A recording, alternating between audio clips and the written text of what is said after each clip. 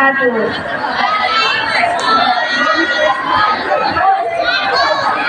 Halo semuanya, perkenalkan nama saya Devi Fatiatul Asliha dari PMR Madya MTSN 1 Banyuwangi. Pada pertemuan kali ini, saya akan menyampaikan materi tentang pengurangan risiko bencana atau yang biasa kita kenal dengan mitigasi. Namun sebelum itu, mungkin di daerah rumah teman-teman ada yang pernah mengalami bencana belum? Wah, pasti kerusakan yang terjadi sangat amat besar ya. Nah, tapi sebelum itu, kita harus tahu dulu apa itu bencana. Nah, jadi teman-teman, bencana adalah suatu rangkaian peristiwa yang disebabkan oleh kejadian alam dan juga oleh manusia yang bisa menimbulkan kerusakan sehingga bisa menyebabkan korban jiwa. Nah, waktu bencana itu terbagi menjadi dua, yaitu yang pertama adalah slow onset dan sudden onset. Waktu bencana slow onset adalah bencana yang terjadi secara perlahan sehingga kita bisa melakukan tindakan dan mengerti munculnya tanda-tanda tersebut untuk mengurangi risiko bencana.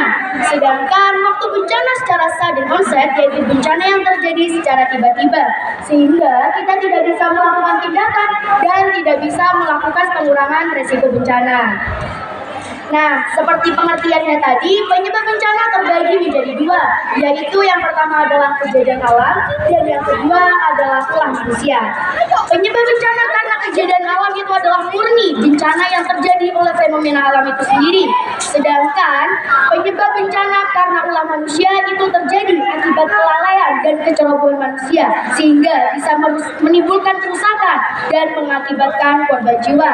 Contoh dari penyebab bencana memberikan penyuluhan kepada warga sekolah bahwa pentingnya upaya-upaya pengurangan risiko bencana di sekolah. Lalu tahap yang terakhir adalah evaluasi. Saya sebagai anggota PMR setelah melakukan penyuluhan pada saat upacara kita harus melakukan evaluasi, yaitu melakukan survei dan wawancara kepada siswa dan siswi bagaimana hasil dari penyuluhan tersebut. Dan setelah saya lakukan, mereka mengakui bahwa penyuluhan tersebut sangat bermanfaat untuk menyiapsiagakan diri mereka saat bencana itu terjadi. Jadi selain kegiatan-kegiatan tersebut, saya sebagai anggota PMR di MTSN 1 Banyuwangi juga melakukan banyak kegiatan lainnya. Contohnya pemasangan jalur evakuasi, pemasangan peta rawan bencana, dan juga simulasi bencana. Pada saat simulasi bencana, saya mengambil bencana gempa bumi. Mulai dari pelakuan cara-cara apa saja yang dilakukan saat bencana gempa bumi terjadi. Contohnya melindungi kepala, menjauhi dari kaca, bersembunyi di kolong meja, dan lari ke tempat yang terbuka. Nah, teman-teman, kesimpulan yang saya bisa sampaikan kepada teman-teman yaitu adalah bencana itu sangat berbahaya dan perlu dilakukan upaya-upaya pengurangan risiko bencana. Jadi, kita sebagai anggota PMR juga harus melakukan kegiatan-kegiatan untuk pengurangan bencana tersebut.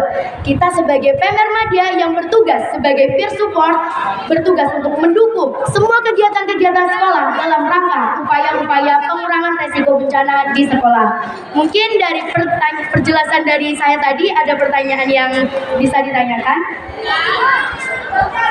Kalau mau tanya.